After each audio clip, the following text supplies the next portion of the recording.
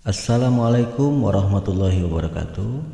Selamat berjumpa kembali bersama saya Ucu Koswara pada mata kuliah Statistik Penelitian dalam membahas tentang salah satu uji normalitas yaitu uji Shapiro-Wilk. Di mana uji Shapiro-Wilk ini memiliki rumus seperti ini: T3 sama dengan 1/D dikali sigma AI dikali XN, data XN kurang I tambah 1 dikurang XI untuk I nya dari 1 sampai K, lalu dikuadratkan. D nya sendiri adalah sigma XI dikurang X bar dikuadratkan untuk I sama dengan 1 sampai N. Baik, sementara saya akan menjelaskan sedikit dari handoutnya dulu. Oke. Uji prasyarat ya. Jadi tema kita adalah uji prasyarat analisis. Yang pertama yaitu uji normalitas. Data yang termasuk dalam pengukuran data skala interval atau rasio untuk dilakukan uji statistik parametrik itu dipersyaratkan dia harus berdistribusi normal dulu ya. Jadi prasyarat analisis dari statistik parametrik itu harus berdistribusi normal. Untuk pembuktiannya ya harus diuji normalitasnya terhadap data yang kita dapat ya atau yang kita miliki. Uji normalitas berguna untuk membuktikan data dari sampel yang dimiliki berasal dari populasi yang berdistribusi normal atau data populasi yang dimiliki berdistribusi normal. Ya, banyak sekali rumus-rumus untuk uji normalitas itu ya disesuaikan dengan keadaan data kita. Nah, kebetulan untuk yang pertama yaitu uji Shapiro-Wilk ini syaratnya pertama dia datanya berskala interval atau rasio kuantitatif, kemudian bisa dilakukan pengujian dari data tunggal atau data yang belum dikelompokkan ya. Kemudian si data itu dari sampel yang random. Nah, itu syaratnya. Untuk uji Shapiro-Wilk ini, nah di sini ada nilai signifikan Shapiro-Wilk test of normality itu harus lebih dari 0,05 ya. Nilai signifikannya, p-value-nya. Namun sebenarnya dalam menguji kenormalan suatu data ya ada banyak hal yang perlu diketahui. Di sini seperti nilai perbandingan antara skewnis ya, dengan standar error skewnis itu kemencengan ya, kemencengan ya. Nah, seperti itu. Jadi banyak sekali faktor yang perlu dipahami di sini, tapi ini silahkan saja nanti dibaca lagi atau dicari. Saya di sini akan fokus untuk lebih ke praktek ya dalam menghitung Shapiro-Wilk ini.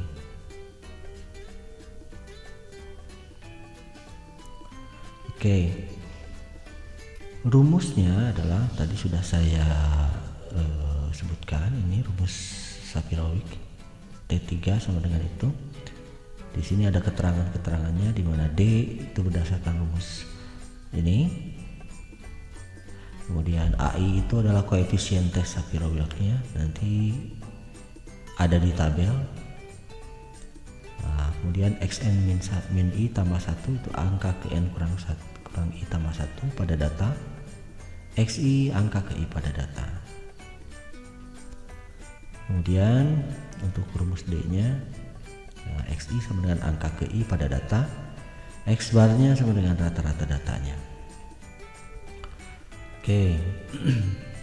Untuk menguji signifikansinya kita bandingkan saja nanti ya sambil praktek.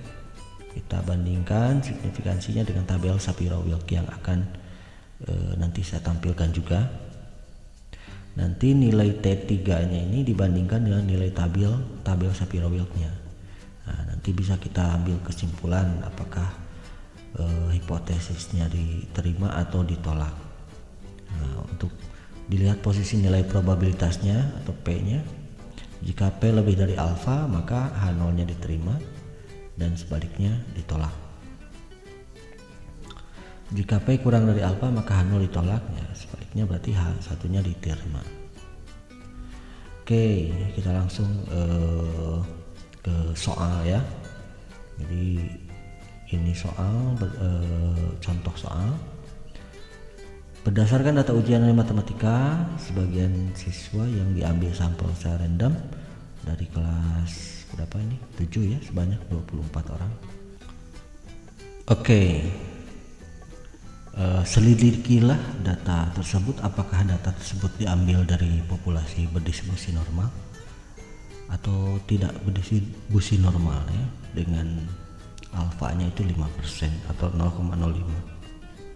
Alfa di sini adalah taraf kepercayaan atau nilai signifikan.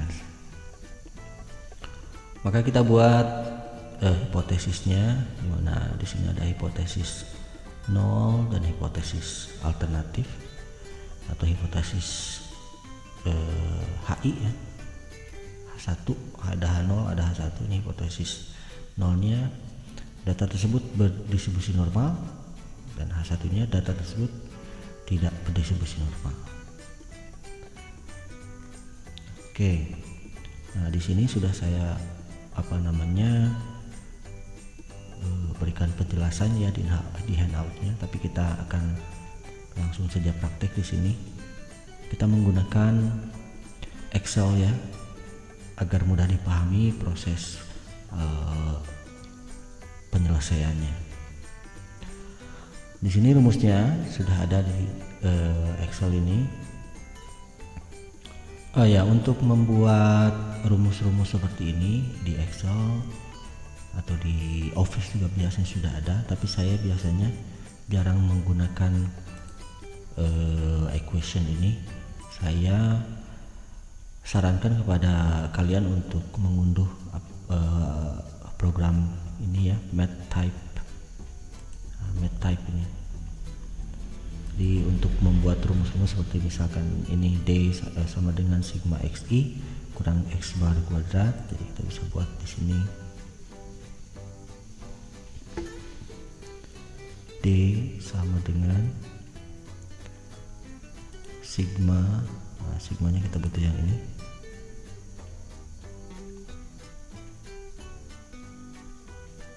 kemudian tanda kurung misalnya xi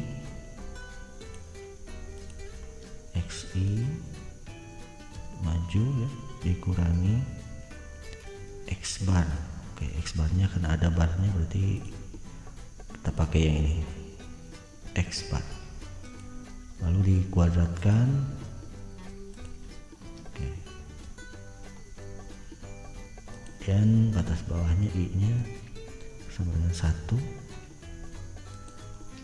sampai n.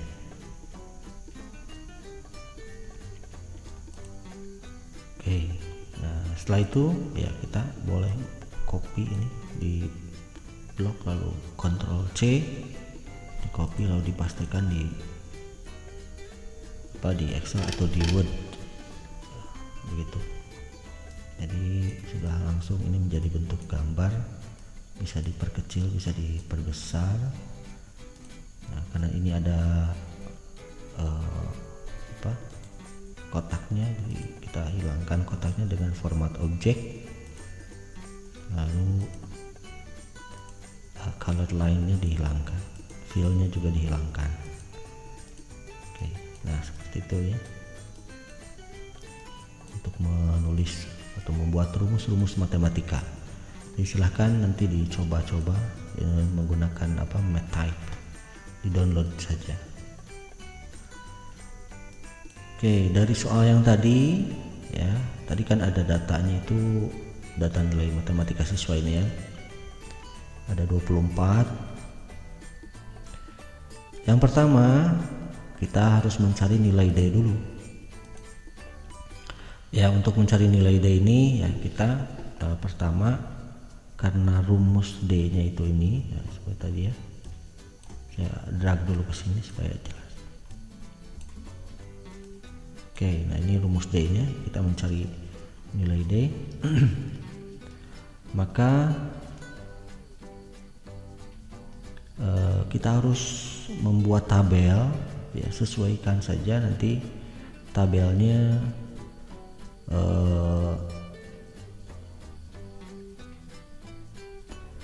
si tabelnya itu disesuaikan dengan rumusnya. Jadi mungkin saja tidak sama begitu ya. Nah, seperti ini contohnya. Ini kan rumus D sama dengan sigma ya. Nah, sigma di sini ada jumlah dari hasil pengurangan antara XI dan X bar ya. Lalu si XI dan si X bar itu nanti dikuadratkan. Jadi yang kita butuhkan di rumus D ini adalah jumlahnya, nilai akhir. Sehingga kalau dibuat tabel dalam Excel itu ya berarti kita butuh XI ya, kemudian butuh juga XI dikurangi X bar, butuh kolom ya. Nah, kemudian yang ketiga XI dikurang X barnya dikuadratkan seperti itu. Nah, jadi kita butuh 3 kolom seperti itu ya. Saya kira bisa dipahami. Oke, selanjutnya XI itu kan data ke I ya, berarti kita buat, kita kopikan saja ini ya, paste di sini, dipaste. Oops.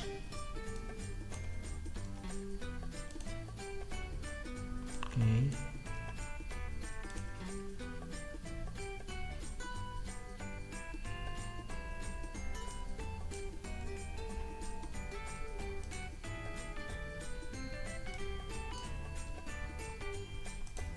Oke, nah sudah dimasukkan. Nah, kemudian si data ini diurut ya. Kita urutkan dari yang terkecil hingga yang terbesar menggunakan sort ini. Dari kecil hingga besar. Tinggal di sort. Ups, saya salah sort ya. Sort. Small to large, kita ambil continue ini saja. Nah, sehingga data ini sudah terurut sekarang dari yang terkecil hingga yang terbesar. Kemudian kita cari jumlahnya menggunakan sum ini, lalu enter saja. X bar-nya kita gunakan average saja, kita drag dari sini lalu enter. Jadi data nilai matematika siswa itu ternyata jumlahnya adalah 881 dan rata-ratanya adalah 36,71. Selanjutnya kita perlu, saya perbesar sedikit, XI dikurang X bar sesuai dengan rumusnya. XI dikurang X bar berarti data ke I nanti dikurangi dengan rata-ratanya. Nah, rata-ratanya di sini ya, di bawah ini. Berarti untuk siswa 1 itu berarti 18 dikurangi 36,71, lalu siswa yang keduanya 19 dikurangi 36,71. Oke, supaya lebih cepat kita gunakan saja Excel ya. Sama dengan, saya kira tidak perlu dijelaskan lagi untuk perhitungan rumus di Excel, sama dengan 18 berarti B36 dikurangi rata-ratanya ini. Oke, nah jangan dulu di enter karena rata-ratanya sebagai pengali tunggal. Kalau pengali tunggal biasanya kita kita gunakan sebelum B ini menggunakan string ya, string dolar ya. Kamu cari saja dolar itu ada di angka 4 ya, kemudian kasih dolar sebelumnya, kemudian setelah B nya juga dikasih dolar, string dolar, lalu enter. Oke, nah nanti kalau dikasih dolar seperti itu maka pengalinya tetap. Nah ini juga pengalinya tetap B61, kita drag saja ke bawah. Oke, nah kita dapat semua datanya XI dikurang X bar. Selanjutnya XI dikurang X bar dikuadratkan ya, berarti ini tinggal dikuadratkan saja. Itu sama dengan min 18,71 ini dipangkatkan, pangkat pakai topi ya, di angka 6, shift angka 6, pangkat 2, enter. Oke, nah didapat ini ya, kita tinggal drag terus, drag lagi ke bawah. Oke, nah seperti itu. Oke, saya kira bisa dipahami.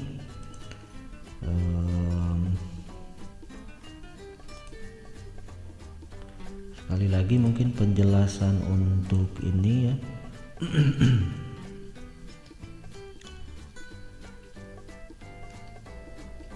Nah, di sini ada, kita gunakan jadi apostrof dolar ya, berarti B18 B36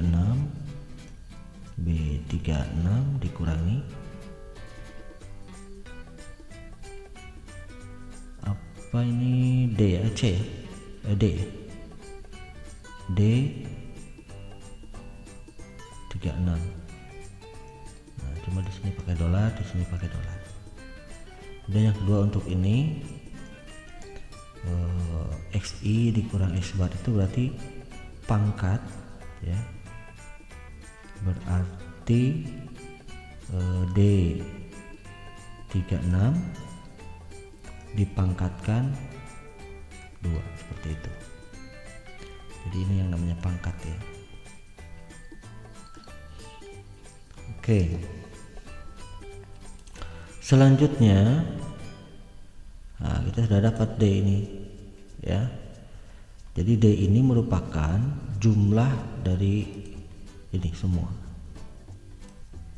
Nah ini kita jumlahkan.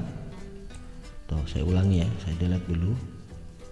Sama dengan, atau di sum aja, kita gunakan sum dari sini ke atas atau dari atas ke bawah itu, lalu enter. Nah kita sudah mendapatkan nilai D, rumus D nya ini, maka nilai D nya adalah 3184,96. Oke, setelah itu kita akan mencari ini T3 nya, rumus Shapiro-Wilk-nya, dimana rumusnya itu adalah, kalau saya perbesar ya, saya perbesar, T3 sama dengan 1 per D, D nya sudah ada ini, dikali sigma AI XN min I tambah 1 dikurang XI, nanti dikuadratkan. Artinya nah nilai di sini yang kita perlu nanti. Oke. Nah, untuk mencari T3 atau Shapiro-Wilk ini, karena data kita ada 24, nah, maka nilai I nya, angka KI dari data tersebut kita harus melihatnya dari tabel Shapiro-Wilk-nya. Ya, di sini saya siapkan tabel Shapiro-Wilk. Oke, ada banyak untuk data dan juga untuk nilai value. Saya ambil dari Bapak Anwar Hidayat ini. Kita cek dulu N-nya berapa, karena N-nya kita ambil 24, ya, ada 24 orang, maka nilai I-nya adalah dari 1 sampai 24 sampai sini, berarti ini sampai 12. I-nya dari 1 sampai 12. Maka kita tuliskan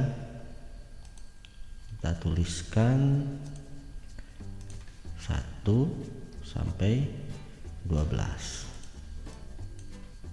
Oke. Nilai AI-nya yang tadi dari 1 sampai 12. Nah, ini kita kopikan aja. Copy dari, lalu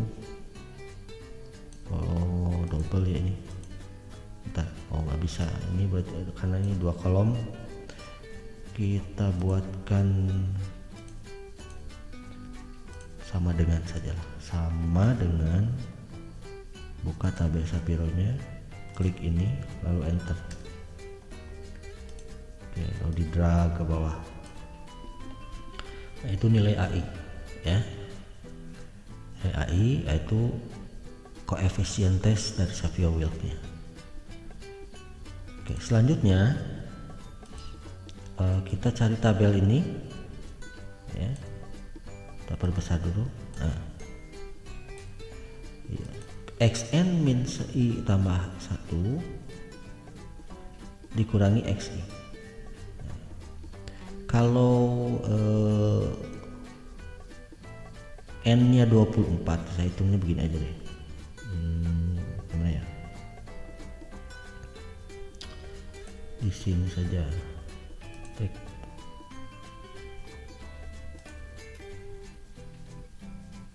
Oke, nah ini. Yang ini dulu, Xn min I tambah 1. Nah, N nya kita kan 24, berarti kalau N nya 24 berarti sama dengan X24 dikurangi I. Kalau kita ingin mengisi yang ini kan, kurangi I nya 1 ditambah 1 ditambah 1 ditambah 1, berarti kita dapat X24, yang 24 kurang 1 tambah 1. Nah, untuk ininya, untuk yang ada di sini ya XI. Nah, XI, I nya kan 1, berarti sama dengan X1. Nah, sehingga untuk yang pertama ini kita bisa tulis X ke 24 dikurangi X1. Nah, sesuai ke bawah nanti. Nah, ini polanya kan berarti X terakhir dikurangi X awal. X terakhir dikurangi X awal. Oke.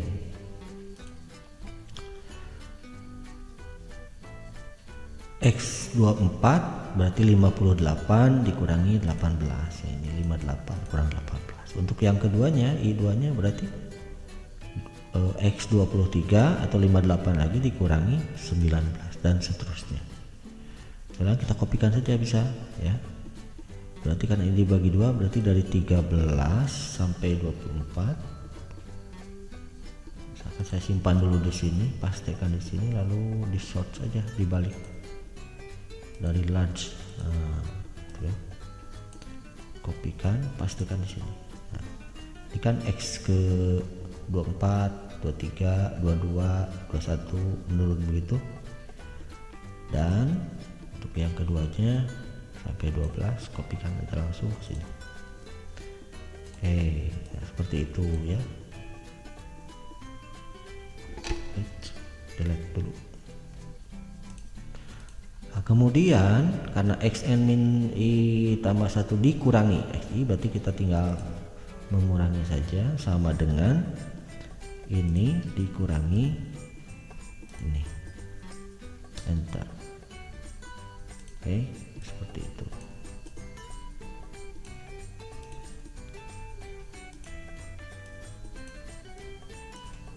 Lalu drag saja ke bawah.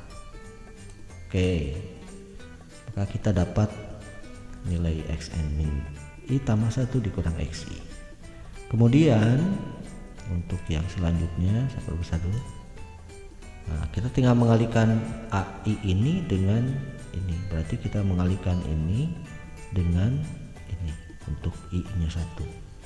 Oke, kira itu bisa dipahami. Kalau itu kita tinggal sama dengan AI dikali itu bintang ya, 40, enter. Oke, maka kita dapat ini.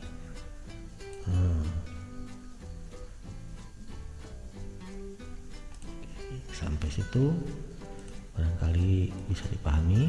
Kemudian terakhir, perkalian terakhir, kita akan mencari nilai di sini, nilai T3-nya atau nilai Shapiro-Wilk-nya. Itu merupakan jumlahnya belum ya? Kita jumlahkan dulu. Sum dari ini. Oke, nah jumlahnya 54,6894. Itu adalah nilai apa? Nilai dari sigma ini. Sigma AI ini dikurangi XI, dikuadratkan. Tapi di sini belum dikuadratkan ya, baru nilai ini saja nih. Oke, nah sekarang kita mencari T3. Ada D-nya, lalu nanti ini dikuadratkan. Oke, kita buat saja begini, sama dengan 1/D, 1 dibagi D-nya tadi di mana? Di sini. Klik. Oke, kasih kurung saja. Kurung. Oke, 1 dibagi D, lalu dikali bintang, dikali sigma AI kali ini, berarti kali ini, lalu dikuadratkan pangkat 2. Oke, maka kita dapat nilai 0,94, nilai Shapiro-Wilk-nya ya. Kalau nilai Shapiro-Wilk-nya sudah didapat, nanti kita bandingkan ya nilai value-nya. Oke, nah, kita lihat saja beginilah. Karena alfanya yang kita punya itu 0,05 ya, nilai signifikansinya atau tingkat kepercayaannya bukan tingkat kepercayaan ya, nilai alfanya 0,05, maka kalau 0,05 itu ternyata kalau n nya 24 itu 0,92. Dari mana ya? Kita dari tabel ini ya, dari tabel ini n nilai ini nilai p-value nya 0,05, datanya ada 24, saya perkecil aja dulu. Nah, 24 di sini kurang kecil. Nah, ini N24 saya inikan saja dulu, saya kasih warna. Nah, ini kemudian ininya 0,05. Nah, maka kita ketemu data di sini 0,916 atau 0,92. Di sini tulisnya sih 0,92 yang dibulatkan. Itu adalah nilai p-value untuk alpha 0,05. Nah, sekarang 0,94 itu ada di mana? Nah, gitu ya. Apakah di sebelah kanannya atau di sebelah kirinya? Gitu sajalah. Nah, ternyata 0,94 itu dia berada di sebelah kanan alfa. Di sini, daerah sini. Nah, di antara ini nih 0,10, 0,50, 0,94 itu. Nah, kalau nilai P-nya Shapiro-Wilk-nya itu berada di sebelah kanan atau lebih dari 5% gitu. 5% itu kan ini atau 0,05 sebelah kanannya, maka H0 diterima. Nah, kalau si nilai ininya misalnya ada di sebelah sini, maka H0-nya ditolak. Seperti itu ya. Nah, karena nilai P nya itu lebih dari 5%, maka H0 diterima. Nah, itu kesimpulannya.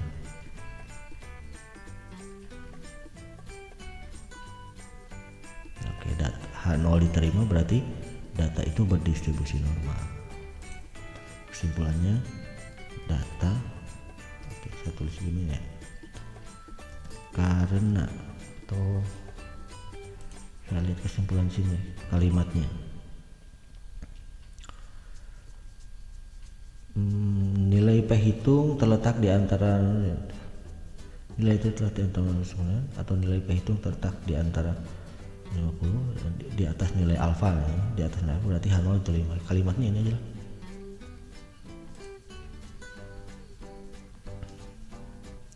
Karena nilai T itu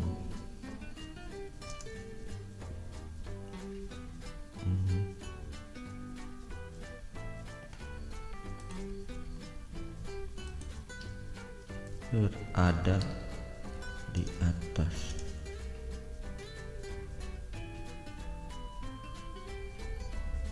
P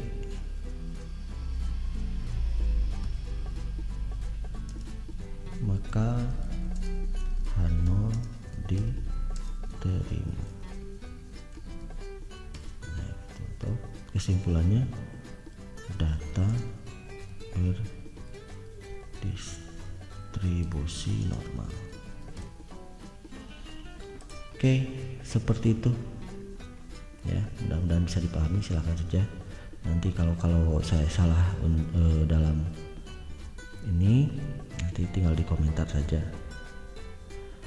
Oke ya, seperti itu. Selanjutnya di sini ada soal ya, sama seperti tadi ya, intinya soal ada data yang samalah 24 saja. Ini datanya, nanti kamu silahkan jawab sendiri di sini ya, apakah diterima atau ditolak H0-nya dengan menggunakan Shapiro-Wilk ini. Nah, nanti saya berikan ini apa ke data Excel-nya ya, yang saya kirimkan. Baik, saya kira sampai di sini dulu. Mudah-mudahan bisa dipahami dan mudah-mudahan bermanfaat ya, untuk kita semua. Terima kasih, mohon maaf kalau ada kata-kata yang salah. Assalamualaikum warahmatullahi wabarakatuh.